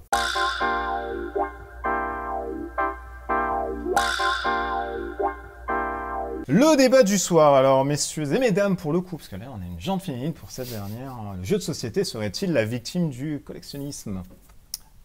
Oui, non. De toute façon, vous avez préparé, je pense. Bah oui, tu commences parce que tu sais qu'on laisse passer les femmes d'abord. Alors, je pense que oui. Aujourd'hui, mais on a déjà eu le débat sur la société de consommation et sur. Ça fait longtemps. Je peux te dire que ton débat est pourri. Pour moi, c'est lié. Donc oui, et moi, en termes de jeux, ça va être. Je vais collectionner genre les jeux d'un auteur. Bruno Catala. Au hasard. Eric Lang, moi j'aime beaucoup Eric Lang. Non, mais après, tu vas avoir un jeu, tu vas vouloir toutes les extensions qui vont avec. Genre Seven Wonders, j'ai tout. Et j'ai toujours pas testé Armada. C'est la seule que j'ai pas fait. Babel, j'aime un petit peu moins. Mais Armada, voilà, il faudrait que je la teste. Je l'ai pas fait. Je l'ai depuis pas longtemps, donc ça explique aussi. Mais je pense que c'est là, la collection. Pour moi. Personnellement, c'est auteur ou alors série de jeux. Et puis après, les JCE. Mais par exemple, tu vois, Android Netrunner. Moi, j'ai... oui, quel jeu. Bah oui, mais j'ai décroché quand même parce que c'est vrai qu'à chaque fois, t'as tes packs à acheter tous les mois et au bout d'un moment, c'est super onéreux. Après, t'es pas obligé de suivre. Hein. C'est juste que mécanique. Enfin, d'un point de vue méta, c'est chaud. Après, et puis le jeu, il a son intérêt si tu participes à des tournois. Oui. Et donc, si tu vas en tournoi, il te faut quand même améliorer ton deck. Absolument. Ouais. Mais tu vois, moi, je t'écoute et ce que je trouve qui ressort vachement, c'est que tu me dis, il y a des licences ou des références que je vais adorer et je vais être à fond dans la collection sur ce produit-là. Oui. Mais au final, t'es pas dans la collection complète de ta. C'est pas une ludothèque chez toi non plus, tu vois. Donc tu sélectionnes, tu vas voir tes produits phares. De toute façon, je l'avais déjà dit, acheter raisonné. Moi je suis un peu comme toi, moi. Moi, il y a plein de critères que je mets en place maintenant quand je vais acheter un jeu. Ah bah oui, tu t'introduis très bien toi dans la masse là pour répondre. Bah non, pardon, c'est très bonne fonction. Regardez, hop, c'est l'anguille. Pas terminé, excuse-moi. Toi, c'est du oui aussi. Alors oui et non. C'est-à-dire qu'en fait, moi, je vais être vachement dans l'achat raisonné. C'est-à-dire qu'aujourd'hui, quand je vais acheter un jeu, je vais me dire, est-ce que déjà c'est le jeu et que je vais laisser sur mon étagère, il va prendre la poussière et je vais jamais le sortir, ou est-ce que ça c'est important. Genre moi, je sais que j'ai des potes aujourd'hui, certains potes, ils ont plus trop le temps de faire des gros jeux, etc. Et je vais me dire ça, j'adore. Mais j'irai jouer en bar ou dans des bars ou dans des associations ou des trucs comme ça, mais je vais pas me l'acheter parce que je sais qu'avec mes copains je le sortirai jamais et c'est gâché, j'ai envie de dire. Par contre, après oui, c'est vrai qu'il y a certains jeux, moi je me souviens à l'époque par exemple Ghost Stories, pour ceux qui se souviennent, là, on vient de ressortir Last Bastion. J'espère que nous sortirons des extensions parce que j'aime bien, mais voilà, Ghost Story qui était super. J'avais acheté toutes les extensions alors qu'il y en a certaines, j'ai à peine joué, à peine touché du doigt parce que tu voulais tout. Voilà, je voulais tout, mais j'adorais le jeu, j'adorais l'univers, j'adorais la thématique. Bon, je me faisais défoncer par le jeu, je crois, quand j'ai jamais gagné une partie, ou presque. Enfin, du moins à 4 joueurs. Oui. En mode solo, t'as tous les pouvoirs, c'est trop facile. Oui, mais voilà, mais par contre, exactement, il y avait plein de blagues, très très fun ce jeu. Mais voilà, mais j'avais tout acheté, pareil, un peu Seven Wonders. Là, j'ai fait un peu plus en raisonné. Il y a certaines extensions qui passent pas et donc je les ai pas prises. Mais donc voilà, moi je reste sur l'achat raisonné. Et après, derrière, j'ai mes petites. Je vais aller creuser là-dedans. Moi, c'est comme ça que je vois mes. Je m'étais fait un tapis, j'ai acheté les sleeves. Mais tout le monde s'est fait un tapis à Netrunner. Oui, mais du coup, ça va jusqu'au bout, le côté collection pour certains jeux. Donc, collection dans certains trucs pointus, mais après, raisonner pour le reste. Donc, finalement. Bon, Mathieu, il va nous dire un non, parce que pour la dernière, il faut que ça castagne. Non, même pas. Ça clash. Non, je vais un peu les rejoindre. Moi, j'ai eu ce problème-là, surtout avec les Kickstarter au départ, parce que t'as l'exclusivité. Et donc, moi, les premiers Kickstarter, j'ai fait que des all-in. All-in. Parce que toi t'es riche aussi, on le rappelle à tout le monde. Si vous non, c'est même pas ça. Mais non, riche. Enfin bon, bref. Oui, à 10 000 € par mois, nous sommes riches, monsieur. Excusez-nous. 10 000 €, je sais pas. La veste de l'UMP, là, elle justifie quand même un. C'est une veste que j'ai achetée il y a 5 ans que j'utilise à chaque fois. C'est ça. Elle était rose avant. Ouais, c'est ça. C'était la vie. Non, mais honnêtement, moi, Kickstarter, c'était un gros problème pour ça. Et par exemple, Arcadia Quest, que j'adore, j'ai tout pris la complète et j'ai même pas encore fini, même pas la boîte de base. J'ai tous les héros, extensions et compagnie, que j'ai même pas eu le temps d'essayer. Parce que tu voulais tout avoir. Parce que je voulais absolument tout avoir et que c'était limite pour moi un problème de me dire si je le prends pas, ma collection ne va pas être complète. J'en étais rendu à ce point-là, quoi. Et donc c'est pour ça que je prenais à chaque fois tous les all-in parce que je me suis dit comme ça, moi j'ai une collection complète. Sauf qu'à un moment donné, quand t'es sur Paris, la place, ça manque. Et tout d'un coup, tu te dis, je l'ai plus, c'est pas grave. Il y a des jeux que t'as vendus, du coup, pour faire de la place, justement, en disant franchement, ça sert à rien. Non, il y a beaucoup de jeux que j'ai exportés chez mon frère qui. D'accord, ok. Qui ne partage jamais les vidéos, d'ailleurs, on le rappelle. Il partage rien, il commente même pas. Non, mais j'ai dû. Chez lui, là, par exemple, j'ai blindé chez lui. L'autre fois, il m'a dit, j'ai plus de place pour mes jeux. Il m'a dit stop. Un panneau et tout, chien, danger. Il sait pas que là, j'arrive encore avec d'autres jeux. Non, mais c'est vrai que ça a été. J'en ai pas vendu tant que ça, j'en ai dû en vendre 2 ou 3, mais c'est tout. Sinon, après, j'ai toujours pris la complète. Ouais. Et dans ces cas-là, tu vas pas genre te restreindre en disant bon voilà, je viens de prendre la complète sur celui-là il me plaît bien, mais j'ai vraiment envie de finir l'autre. Donc quand j'aime un jeu, je vais jusqu'au bout. Ouais, non, madame, bien sûr, mais après, tu laisses tomber un autre projet et tu dis, bah, je fais pas ce Kickstarter, c'est pas grave, je pourrais pas. Alors, au départ, oui, alors qu'au départ, non, je le faisais pas. C'est-à-dire que dès qu'il y a un jeu qui me plaisait, je prenais à total. Alors qu'aujourd'hui, comme là, je l'ai dit cette année, j'ai pas acheté tant de jeux que ça parce que déjà, plus de place chez moi et puis même maintenant, je sélectionne. Pas flashé, quoi. Non, j'ai pas flashé, je sélectionne beaucoup. Mais c'est vrai que c'est intéressant. Est-ce que psychologiquement, on peut raisonner son esprit en disant, je pense je vais acheter ça, mais à côté, il y a ça. J'aurais eu de la place, je pense qu'encore aujourd'hui, j'achèterais. T'achèterais encore? Ouais, je pense. Ça dépend aussi avec qui tu joues, parce que si c'est toi qui fournis les jeux, c'est différent. Là, par exemple, avec l'association, on a un petit groupe où chacun, en fait, toutes les semaines, ramène Abyss, Route et tout. La confrérie de le livre, qu'on rappelle. Oui, on rappelle. Bah oui, on rappelle. Et du coup, en fait, on se sent moins obligé, entre guillemets, de nous acheter, parce qu'en fait, tout le monde ramène, et que ce soit du jeu expert ou du jeu d'ambiance, du coup... chacun un petit peu à son... Après, c'est une ludothèque commune, limite. C'est ça, exactement. Voilà.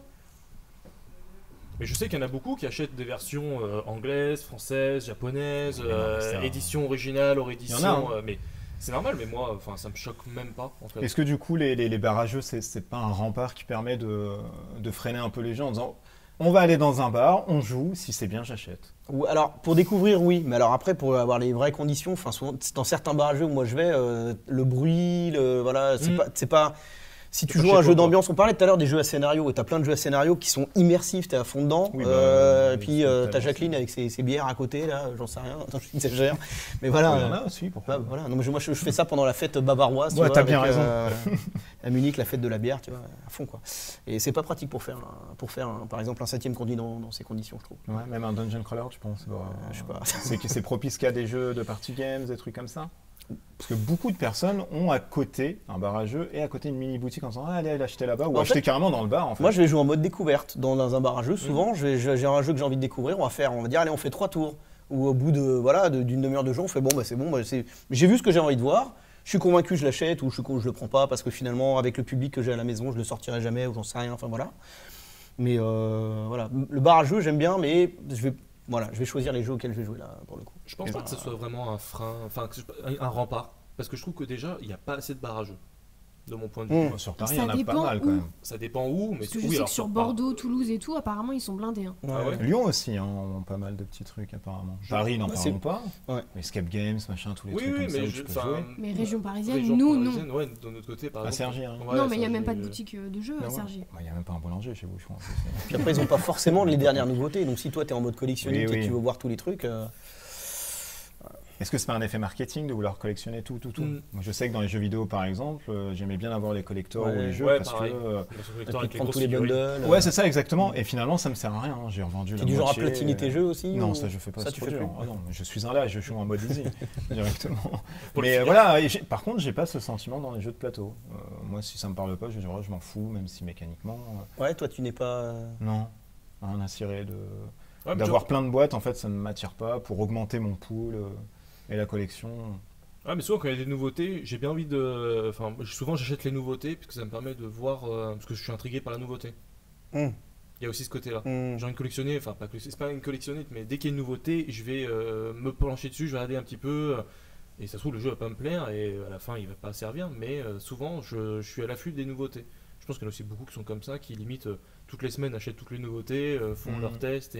Mais c'est bien que tu parles des gens, parce que nous avons sondé aussi les groupes sur Facebook, Twitter, ainsi de suite. Tout à fait, absolument. C'est même pas travaillé en plus, c'est ça qui... Non, c'est pas, mais c'est inné. C'est ça. C'est allez-y, je vous en prie, prenez-en.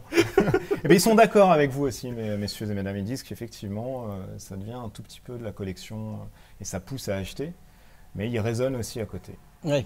Et il y a de fortes personnes qui se disent mon Dieu, je ne peux pas me raisonner, et j'achète à outrance et du coup. Après, c'est le service marketing aussi. Après, c'est une passion, peut-être qu'ils mettent leur argent là et pas ailleurs. Oui, c'est peut-être ça. Mais je reprends l'exemple qu'on a vécu nous à Asmodée, les déstockages. Ah oui. Les déstockages. Voilà, non, ça c'est l'exemple parfait. C'est l'exemple parfait. C'est l'exemple parfait. Un type qui avait mais genre 3 ou 4 fois ma taille en pile de jeu, qu'il y avait sa femme qui était en train de limite tout porter, et le mec, dès qu'il voyait une offre, il sautait dessus. Et c'est pas cher, je préfère acheter, c'est pas grave, on verra plus tard. Je pourrais toujours faire un cadeau anniversaire. C'est exactement ce qu'il disait, parce que même à un moment sa femme lui dit ah mais t'en as pas déjà? Ouais mais on sait jamais, c'est pas cher, puis ça me plaît pas, je le revendrai. Alors c'est peut-être aussi l'effet sol qui redore un petit peu plus la collection en disant oh là mais c'est pas grave, c'est pas cher. Tu te rends pas compte, c'est moins sympa. Tu prends plein de jeux et tu te dis à la fin, enfin moi je me suis rendu compte que la moitié des jeux que j'avais pris, j'ai pas trop forcément aimé quoi. Ouais, donc t'as jeté de la thune comme ça. après c'était pas non plus énorme, j'ai pas dépensé non plus des centaines d'euros, mais oui, je pense qu'il y a l'effet aussi seul qui doit jouer. Mais quand j'ai vu ça, je me suis dit, wow, c'est ouf. Et l'effet aussi réseaux sociaux. Achetez-le, c'est très bien. Ah, j'ai pas vu. Ah, s'il me dit que c'est bien là. À côté, on me dit que c'est bien. Plus il y a de photos sur. Tiens, pour là-dessus, moi je vois quand j'achète. Enfin, je suis assez frileux. Tu disais tout à l'heure, voilà, il y a une nouveauté, j'ai envie de savoir un peu. Moi, c'est plutôt le contraire. Je vais attendre qu'on m'en parle ou que j'y ai joué ou voilà pour éventuellement me lancer là-dedans. J'ai un côté un peu frileux. Je veux dire, bon. Ça a l'air sympa, mais tant que je n'ai pas joué, je vais pas passer à l'acte d'achat. De jouer pour acheter. Ouais, souvent. Ouais. Surtout si c'est des gros jeux qui durent 1h30, 2 heures. C'est ça. Éventuellement, si j'ai un très bon ami qui m'en parle et que lui, je connais, enfin, on joue ensemble, je sais, c'est voilà, le même goût. Voilà, c'est le même goût. Il va me dire non, mais prends-le, c'est une valeur sûre. Bon, peut-être, pourquoi pas, mais. Aujourd'hui, on a le choix. Toutes les semaines, il y a une sortie. Je sais plus, il y a combien de jeux par an. C'est énorme. C'est énorme. Tu peux maintenant sélectionner. C'est énorme. D'ailleurs, ça a permis aussi de dévirtualiser entre guillemets. Les mecs qui étaient dans le virtuel, etc., pour les ramener sur un matériel maintenant bien physique. En disant, jeu de plateau, vous touchez des trucs alors que c'est smartphone, digitalisé, machin. Et pourtant, maintenant, il y a de plus en plus de jeux de sociétés qui sont virtualisés à leur tour. Ça marche bien d'ailleurs. Donc c'est vrai que c'est bizarre. Peut-être un moment partir. C'était le dernier débat, mon Dieu, de l'année. Peut-être de l'émission carrément. Champagne. Ah non, pardon. On n'en a pas ici. Ah là là. Tu sais que c'est pas avec un ça, c'est parce que c'est avec les câbles, c'est dangereux. Un voyage à 3. Un voyage à 3 aux Bahamas, le champagne. Vous m'enverrez des photos. Voilà, jus de pomme acidulé si éventuellement. tu veux. Une pomme pote. C'est ça, en fait, acheter la rame. Le petit bateau. On pourrait exactement. Et on va passer au top et au flop avant de clôturer l'émission.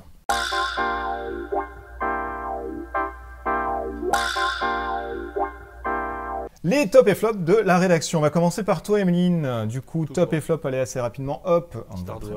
Pas de flop, c'est Noël. La paix dans le monde, l'amour partout. Ça, l'amour partout, l'amour pour tous. Alors, Ishtar. Oui, alors je le voulais à Noël, mais en fait, quelqu'un ici présent a eu la gentillesse de me l'offrir pour mon anniversaire. C'est Mathieu. J'ai eu beaucoup de jeux pour mon anniversaire, j'ai réussi à tout tester et Ishtar, c'est vraiment un coup de cœur. J'ai adoré. Même pour des gens qui jouent un petit peu moins, il est super accessible. Il y a plusieurs stratégies pour gagner. C'est pas que de la pose d'ouvrier. Vraiment, il faut rentabiliser tes ressources, la manière dont tu poses tes tuiles, si tu achètes des arbres et tout. Et vraiment, c'est une réussite. Le matos, c'est magnifique. Le matos, c'est sublime. Je comprends pourquoi il y avait la queue à PEL en fait. J'avais pas pu le tester et franchement. Et vous pouvez voir bien sûr un article plus approfondi sur le blog Je Découvre, on rappelle, qui a été fait aussi. When I Dream après. When I Dream, j'y ai joué il y a pas longtemps. Un petit jeu un peu comme, je sais pas si c'est chez Libellude, mais c'est dans le style de ce que fait Libellude. C'est chez Repos, je crois. C'est peut-être, peut-être. Mais en tout cas, c'est dans le style de Libellude. Parce que du coup, il y a un lit au milieu avec un dormeur qui va se mettre un masque comme dans les avions. Pour dormir. C'est mathématique ce soir.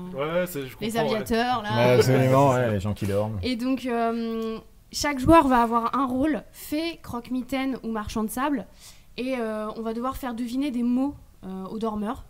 Et donc, la fée doit lui faire deviner le plus de mots possible. Le croque-mitaine doit lui faire échouer.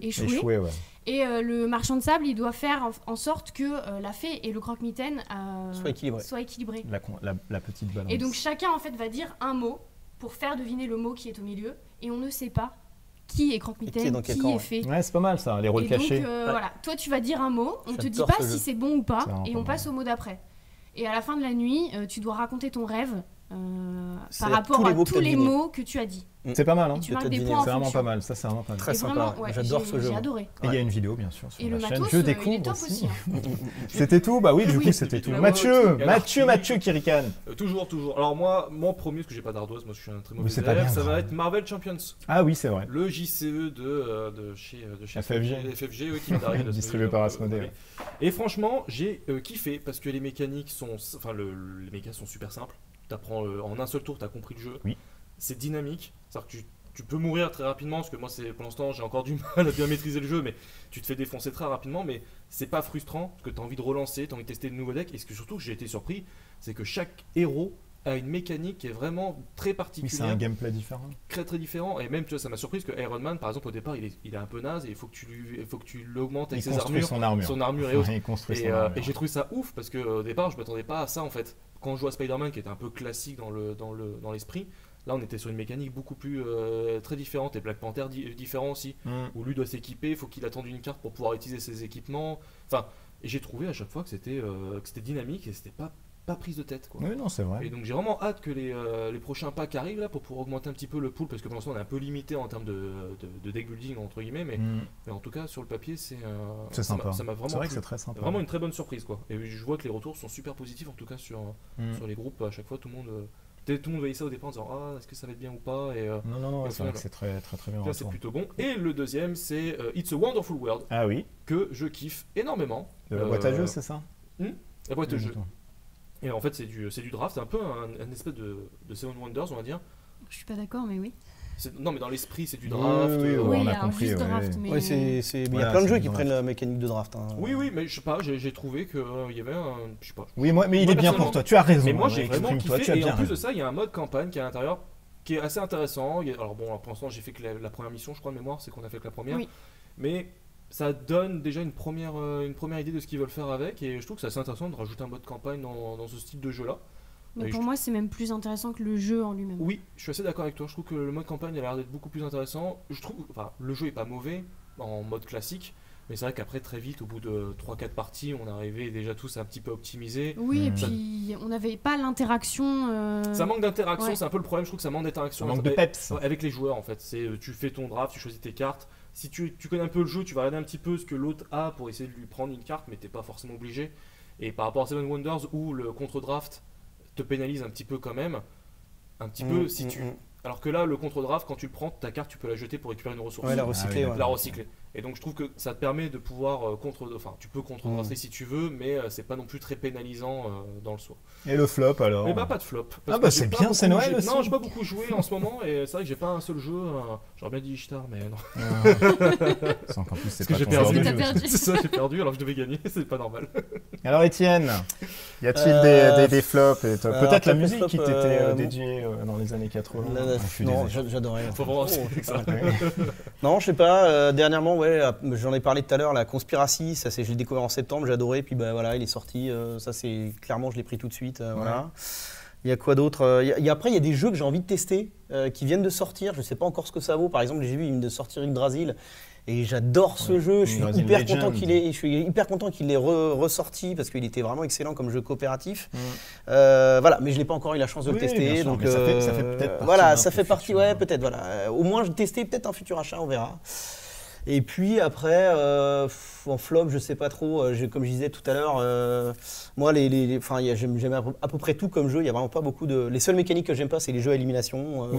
C'est clair, t'aimes pas tout. Donc voilà. Donc je disais, voilà, genre par exemple Bang, qui est un jeu à élimination, j'aime pas trop parce que tu te fais éliminer, puis après pendant peut-être une heure t'attends, etc. Mais justement, Bang, je sais pas si vous avez essayé Bang Dice. Il est bien. Et Bang Dice, il est excellent. Il est beaucoup plus réactif. Oui, parce que la partie elle dure 15 minutes, et tu te fais éliminer peut-être au bout de 5-10 minutes, et après, la partie se termine. De toute façon, dès qu'il y a des joueurs qui commencent à être éliminés, ça va très très vite après. Donc voilà. Et tu vois, je trouve que c'est un bon compromis, parce que finalement, Bang, c'est un jeu sympathique, tu vois. Et la version Dice, c'est pas ouf, mais bon. Voilà, petit jeu apéro fun, voilà. Et Dice, c'est meilleur, c'est les retours. Moi, j'ai adoré personnellement, tiens. Voilà, après, j'aime bien les. Tu vois, je vais adorer un fou, petit jeu apéro sympathique, on rigole, on se tape une bonne barre de rire, tu vois, ou je n'ai pas vraiment de préférence, ou peut-être des trucs à essayer, mais voilà. D'accord, ok. C'est plutôt pas mal. Et toi? Oui, je sais que tu me regardes tout le temps, ce petit. Et toi? Mais il n'y a pas beaucoup de choses, hein. Je joue pas tellement en ce moment. La cavalcade, la fatigue. Non, Marvel Champion, moi je te rejoins, c'est très très très très bien comme jeu. Très très excellent même. Moi j'ai bien kiffé, je joue chaque soir un peu comme ça. Tantrix aussi, que je ressors de plus en plus souvent. Parce que c'est rapide aussi. Prends tes 3-4 tuiles, là, tu les mets comme ça, etc. Et puis ça te fait marcher les ménages un peu. Et pour arriver à 50 tuiles, tu uses un peu de la mémoire. Hein. Donc tu es sur 2-3 heures, 4 heures, histoire de monter. Ça devient un peu compliqué. Après, franchement, en flop, j'ai pas tellement... pourrait ressortir Human Interface pour faire plaisir aux gens. Toujours, ça n'a rien été obligé de la faire repart en vie. Mais voilà, allez, non, il n'y a pas, franchement, j'ai pas tellement de flop. Non pas parce que c'est Noël. Mais si, c'est Noël. Mais sinon, non. Oh, bon, peut-être la grève qui sévit là un petit peu. Ouais, parce que c'est à cause de ça que le culte il est pas là. C'est vrai, c'est vrai. Mais c'est un peu légitime, du coup, c'est pas grave. Non, il n'y a pas tellement de flop directement. Mais ouais, ce que je vous ai présenté, ça fait partie de mes tops là en ce moment. Non pas parce que je les ai reçus là par GMX, mais parce que vraiment, ils m'ont plu. Donc pour le coup, c'est très sympa.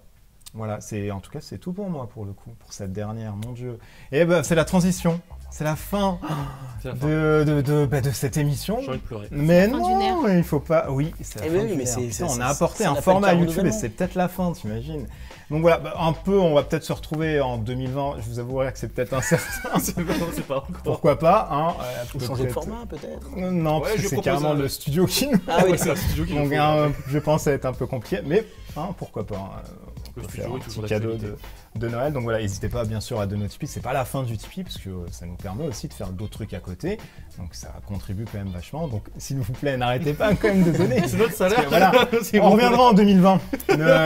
Continuez à donner sur le Tipeee, il n'y a pas de souci. Par contre, on remercie le club. C'est depuis 1 an maintenant, ils nous ont accueillis. Bah franchement, voilà, qui nous ont permis de faire la formule, etc. Qui vous a permis d'avoir un nouveau format sur YouTube qui était vachement passionnant. Merci aussi à vous. Mais il n'y a pas le cul, donc je le remercie lui au travers de cette caméra, mais qui a permis d'animer aussi, parce que tout seul finalement je ne peux pas mettre des fausses moustaches, des boucles d'oreilles Meeple, ça n'a pas le même sens. Donc merci à vous, merci aux autres invités qui sont venus, à savoir toi Étienne du coup pour ce soir, pour la dernière, merci. Et d'autres personnes qui sont venues, Fred Henry, José, les personnes de Pixie Games, Léo, etc. de Mythic Battle, et d'autres personnes aussi que je n'ai pas citées et que j'oublie forcément, donc merci aussi à eux, ça a permis de grossir un peu le format et de donner plein de choses à vous dire. Et merci surtout à vous, parce que finalement c'est vous aussi qui contribuez un peu à l'essor. Partagez pas tellement, bon c'est pas tellement grave en soi. Oh, c'est pas bon. Pour la dernière, c'est pas tellement grave maintenant, mais partagez quand même celle-ci, peut-être remonter un tout petit peu. Bah oui, on sait jamais, peut-être en 2020 on va revenir. Voilà, bon, il n'y a pas tellement de gros espoirs pour un retour, mais peut-être. Voilà, sous un pont, pensez, ou chez toi. Ouais, un autre format, peut-être sous un pont, chez moi. Ouais, je pensais à un format où on bouffe tous autour d'une table. Là, pourquoi pas, ouais. Bon, t'as pas une salle de classe qui pourrait nous accueillir? Un grenier, je sais pas. Un salon? Non, ouais, des toilettes usagées. Non, ça marche pas. Alors voilà, donc je vous tiendrai au courant de toute façon de si ça revient en 2020, je vous reteaserai, etc. des choses. Mais merci infiniment en tout cas pour toute cette année de joie, d'allégresse, de fortune, d'échanges, plein de choses et qui nous a permis de faire plein de trucs à côté. Merci Amy, on rappelle que toi tu es dans la confrérie de l'Olive, une association qui est basée où? À Courdimanche, à côté de Cergy, dans le 95. D'accord, et c'est tous les jeudis soirs. Sauf pendant les vacances scolaires. À partir de 19h 18h30. 18h30. Ouh là là là là. 4 heures de fun. Ouais, ça nous permet de faire des longues parties, des campagnes. Allez, 4 heures de fun. Mais totalement. Merci à Mathieu. Bah lui, vous pouvez le retrouver avec sa chaîne Mathieu avec Doté, qui a une nouvelle intro et normalement une nouvelle icône. Elle est où? J'ai passé du temps à faire ça, moi, chez moi, Mathieu. J'ai du mal à tourner des vidéos. Je sais Alors, pas si ça se voit, mais qu'est-ce qui s'est passé? Je suis en galère de tourner des vidéos. Ça fait beaucoup. Et j'ai toujours pas pris le temps de voir ton intro. Enfin, je l'ai regardé, mais je l'ai toujours pas mis. Bah oui, mais t'as dit que c'était très bien. Non, mais c'était très bien, mais j'ai pas encore le temps de préparer tout ça. C'est une galère, je te jure, c'est une galère. J'ai encore plein de projets, j'ai au moins 15 vidéos que j'aimerais tourner. Et une fois qu'il me reste 10 jours, je me dis, bon, en 2020, quoi. C'est ça, voilà. 2020. Directement dessus. Merci à Étienne. Étienne qui nous a permis de voir plein de trucs de Asmodée, ce qui était sorti. Il pouvait pas dire ce qui sortait parce qu'il voulait pas aussi. Et même avec des pots de vin, il a dit non, ça m'intéresse pas, j'en ai rien à foutre. Non, je suis au-dessus de ça, moi. Ouais, voilà. Il me déroule un tapis rouge Asmodée. Et on n'a pas assez de femmes pour lui montrer aussi. C'est ça, voilà. Vous pouvez pas tester avec Asmodée. Et elle dit ça aussi. Donc merci infiniment. Je te dis pas peut-être. Si, écoute, peut-être à bientôt. Bah, peut-être, pourquoi pas. C'est jamais. On se croisera sur des salons, des festivals. Oui, bon, c'est vrai, oui, c'est vrai. Voilà, sur peut-être Cannes, voilà. J'irai pas, mais oui, c'est sûrement sur le temps. Rouen, mon prochain festival en janvier. Je ne connais pas cette ville. Je n'irai pas aussi. Mais pas du tout à Rouen. Eh bien écoutez, portez-vous bien d'ici là. Quoi vous dire d'autre que bonne merci. Fête de fin d'année, surtout. Ouais, bonne fête de fin d'année. Oh là là, c'est vrai. Bah oui, c'est Noël tout ça. Mais oui, je mettrais peut-être un des flocons, tu sais, qui Ah ouais, excellent. Vas-y, claque les effets spéciaux. Là, c'est Jean-Michel Jarre. Ouais, des jets d'eau avec des bouteilles comme ça et tous les mecs. Tout est noir avec des trucs machin. Non, mais merci infiniment. Puis ouais, nous on est assez triste de vous quitter comme ça. Mais on sait jamais, peut-être il y a un autre truc qui reviendra. Et puis le culte vous fait part de ses amitiés. En tout cas, il nous l'a dit au téléphone. Oui, un grand merci, il a dit surtout à la communauté d'avoir regardé, d'avoir partagé. C'est vrai, c'est ce qu'il a mis dans son message. Ouais, il a mis ça. On pourra vous mettre l'incrustation de WhatsApp. Alors pas tout le message. Non, pas tout le message, parce qu'avant c'était très salace, mais effectivement, on pourra vous mettre directement tous les trucs. Merci beaucoup, peut-être à 2020. N'hésitez pas à partager cette vidéo si ça vous a plu et ça nous fera plaisir. Et n'hésitez pas du coup à aller à droite et à gauche. Si vous voulez jouer, vous pouvez y aller. Et si vous voulez vous abonner sur les Kickstarter, eh bien, il y a ici une chaîne qui le fait très bien. Et bah à bientôt sur ma chaîne en tout cas, portez-vous bien, des bisous partout, et ciao ciao comme dirait Mathieu. Ciao ciao.